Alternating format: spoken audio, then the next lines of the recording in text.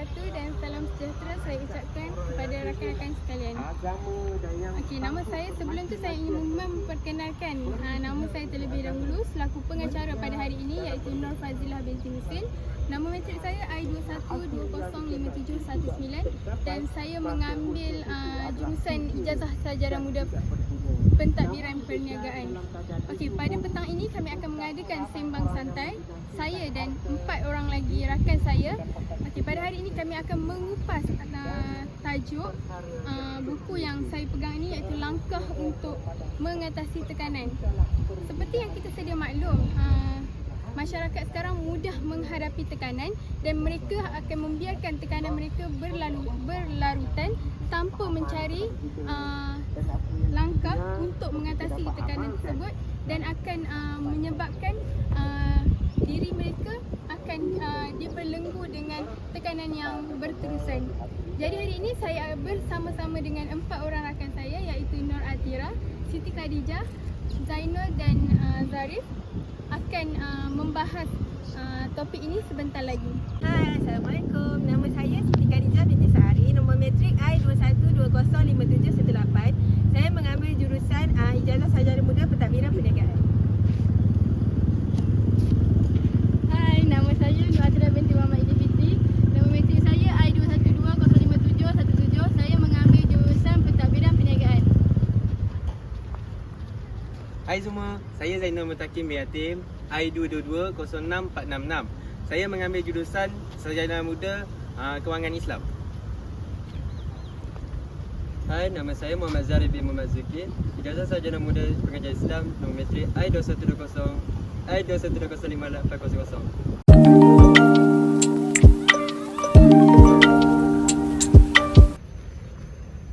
Khadijah, Ya.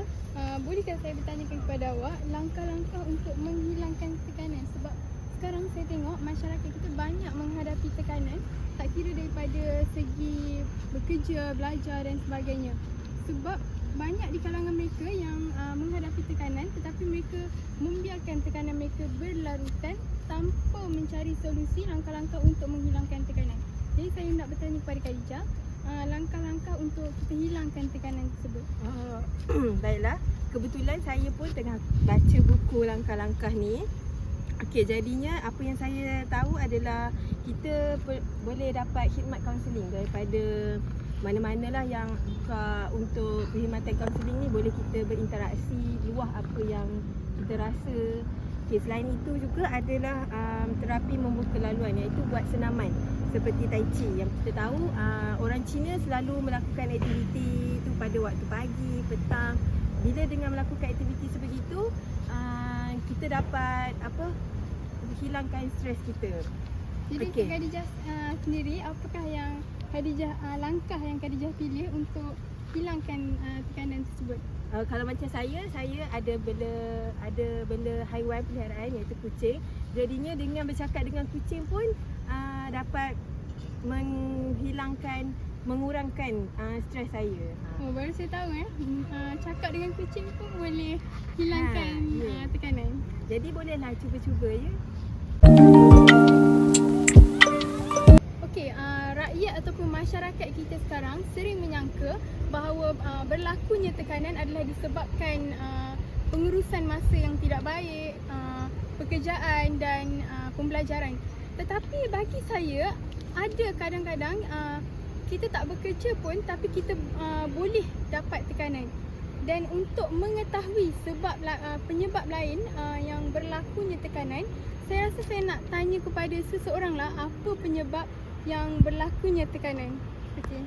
So saya rasa saya nak tanya orang yang saya nampak dekat-dekat sini. Cik, Ya. boleh saya tahu nama apa? Nama saya Nur Atira. Boleh tak saya nak minta pendapat Cik ataupun nak minta Cik untuk uraikan apakah penyebab lain yang berlakunya tekanan? Sebab sekarang rakyat ataupun masyarakat menyangka bahawa tekanan hanya berlaku disebabkan bila kita tak pandai nak uruskan jadual kehidupan kita dengan baik ataupun sewaktu kita bekerja dan belajar. Ya, pada pandangan saya, pendapat saya lah, penyebab lain selain daripada belajar, kerja, saya rasa salah satunya hormon. Yang kita tahu manusia kan memang ada hormon baik lelaki baik perempuan. So perempuan ni kita tahu banyak macam-macam hormon yang ada dalam badan perempuan. So hormon pun adalah salah satu penyebab tekanan itu ada dalam diri kita lah. Okey, yang seperti yang saya baca lah. Okey, paras estrogen yang sentiasa berubah-ubah dalam tubuh wanita menjadikan wanita itu beremosi. Semasa dalam tempoh tekanan, paras estrogen wanita menurun. Kelenjar adrenal menghasilkan hormon tekanan melebihi estrogen. Semasa fasa estrogen menurun, berlakunya pertambahan pembentukan plak arterial yang meningkatkan risiko penyakit jantung. Apabila menopause, paras estrogen wanita menurun sehingga 80%. Menopause ialah titik perubahan penting dalam kehidupan seseorang wanita. Perubahan besar daripada sistem hangat memerah hingga penyusutan jisim tulang dan kemudian osteoporosis berlaku. Macam susah nak sebut Susah nama. sikit sebab sains kan. Dia sains ni susah sikit nak sebut. Selain itu, estrogen memberi perlindungan kepada sistem kardiovaskular sehingga menopause. Selepas menopause, wanita lebih cenderung mengalami masalah jantung sama seperti lelaki. So kiranya menopause ni adalah salah satu sebab perempuan ni mengalami tekanan dalam diri dia. Itulah pada pandangan saya untuk hormon wanita. Kalau pada lelaki pula, lelaki pun ada juga hormon dia.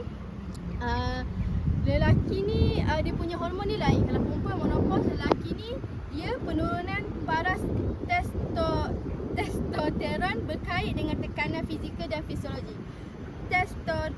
Testosteron ialah hormon yang menyumbang kepada sifat maskulin seseorang lelaki seperti bulu roma, suara yang garau dan berotot. Testosteron dikaitkan dengan sifat dominan dalam diri lelaki. Testosteron juga dikaitkan dengan perspektif dan perbezaan sifat lelaki berbanding dengan wanita. Sekiranya wanita dengan perempuan ni sangat berbeza lah.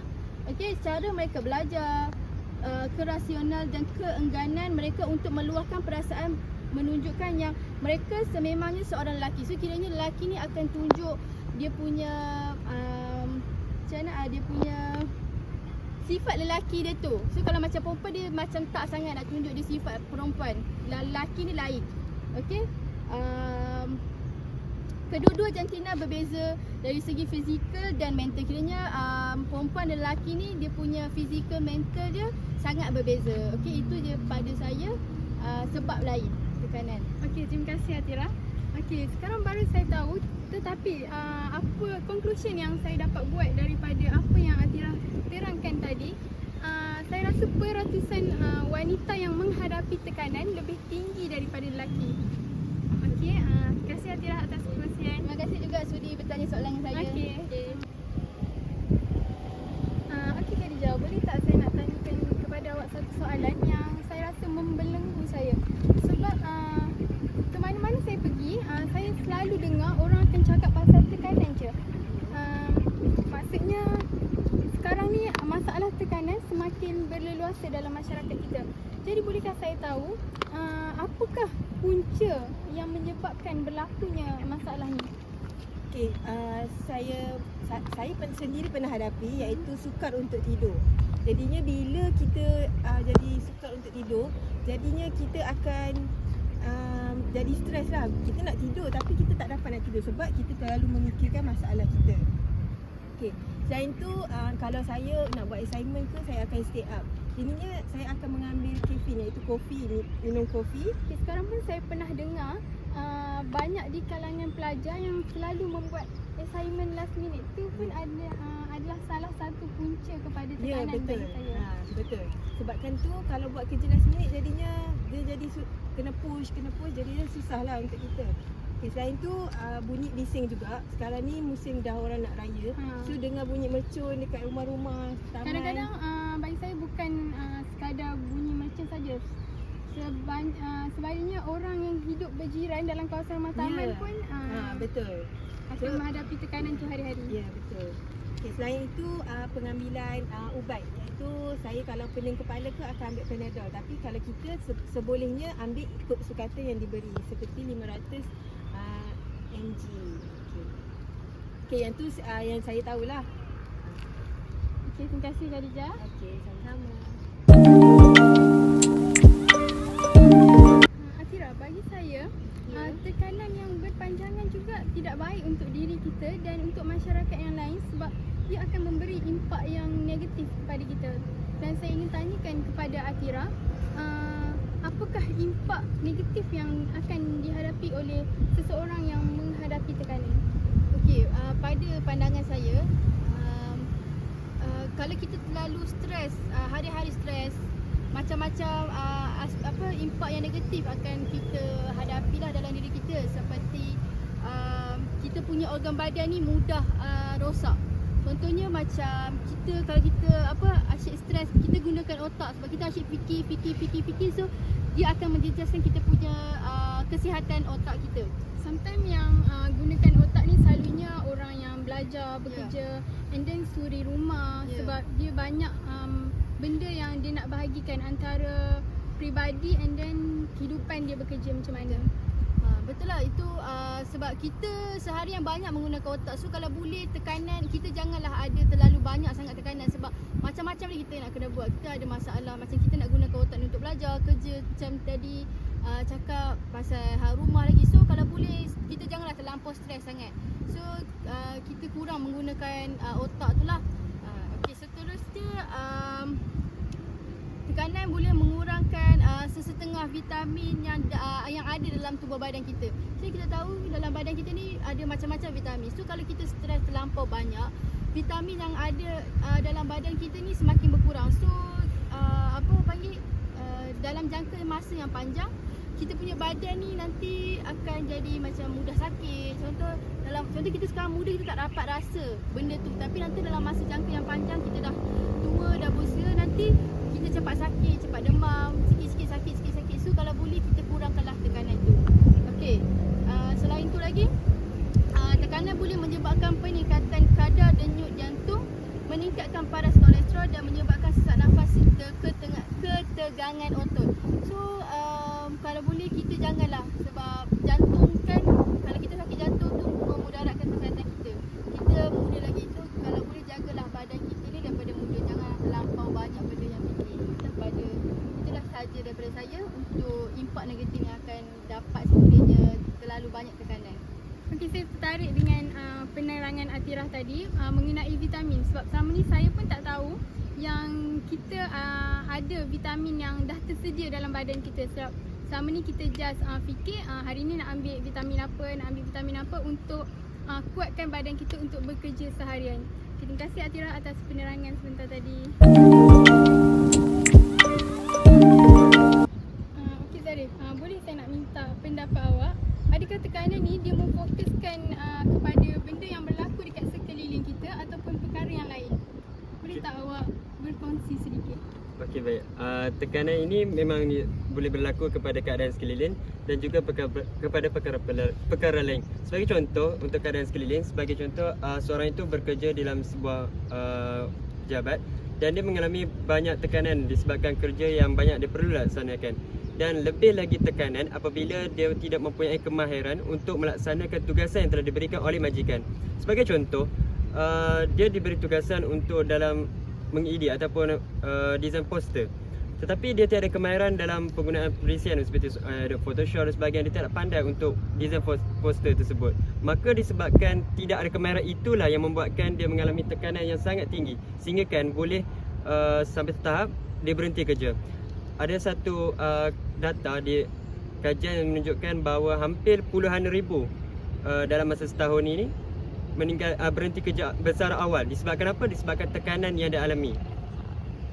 Okey, saya setuju dengan pendapat yang Zarif kemukakan sebab bagi saya pun dekat situ pun akan menghadapi tekanan. Sometimes kita belajar dalam jurusan lain tapi kita dapat tawaran pekerjaan dalam bidang lain. Okay, terima kasih Zarif atas perkongsian. Okey Zainal, saya nak tanyakan kepada awak. Sebelum ni saya selalu dengar orang berfikir bahawa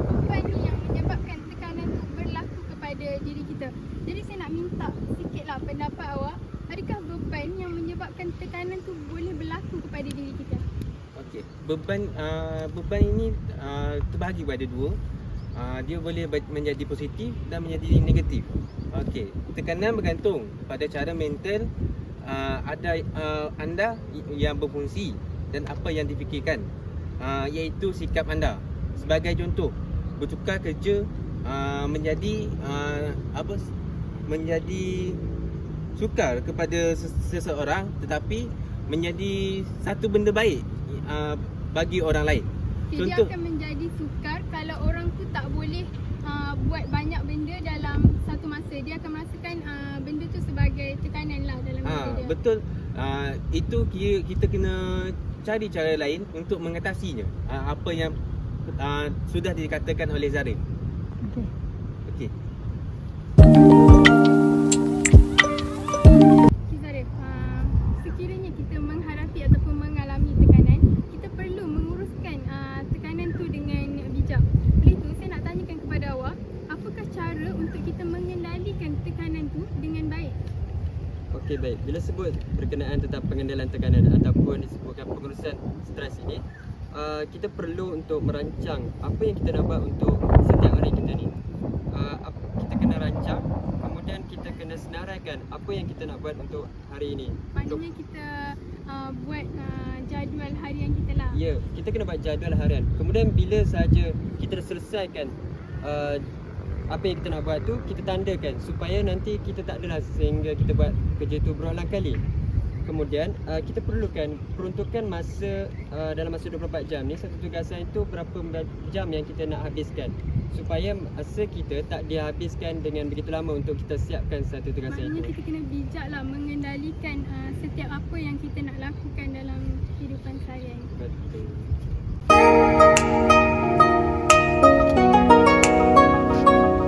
Zainal, kejap. Sebelum awak balik, saya nak tanya dekat awak lah. Tekanan ni dia ada pelbagai jenis dan saya nak minta awak terangkan ataupun jelaskan jenis-jenis tekanan yang ada. Okey, jenis tekanan bagi yang saya pernah baca ada 4. Yang pertama jenis peribadi. Tekanan peribadi. Tekanan peribadi ini yang berlaku peristiwa ataupun keadaan dalam masa kehidupan dia. Contohnya perbezaan, temu duga, perselisihan faham antara kawan, pasangan ataupun ahli keluarga. Cara mengatasi dia, cuba kawal emosi dengan membuat urutan badan ataupun kepala. Dan yang kedua, tekanan sosial dan persekitaran. Kita di Malaysia ini, kita hidup dalam masyarakat, hidup berjiran. Ada jiran hidup dia, contohnya kita tinggal tempat tercemar. So kita cara mengatasi benda ni dan mengawal, kita hendaklah menyesuaikan diri kita dengan kuasa persekitaran dan bincangkan kepada orang yang tepat. Yang ketiga, tekanan fisiologi. Tekanan ini seringkali dikaitkan dengan tindak balas tubuh semasa sakit ataupun perubahan hormon dalam tubuh badan, terutamanya bagi wanita. Tekanan fisiologi ini dialami semasa sindrom rahid, hamil dan menopause. Sakit lain pula seperti cepat letih, sukar untuk tidur malam dan kemurungan. Dan yang last sekali, tekanan psikologi. Tekanan psikologi ini lebih kepada penyakit minda lah, seperti yang berkait dengan gangguan tidur seperti apnea tidur, sindrom fasa tidur tertunda dan juga tidur berlebihan. Itu sahaja 4 jenis tekanan yang boleh saya terangkan. Berdasarkan apa yang Zainul terangkan tadi, tekanan yang saya selalu dengar jugalah adalah tekanan sosial. Yang mana tekanan waktu kita hidup berjiran, sebab kadang-kadang jiran bising kan, yang tu yang selalunya kita tak boleh terima, and then kita akan dapat tekanan daripada situ. Okay, terima kasih Zainul atas penerangan. Terima kasih. Okey, sekian sahaja daripada kami. Itu sahaja yang dapat kami rungkaikan kepada korang semua tentang langkah untuk mengatasi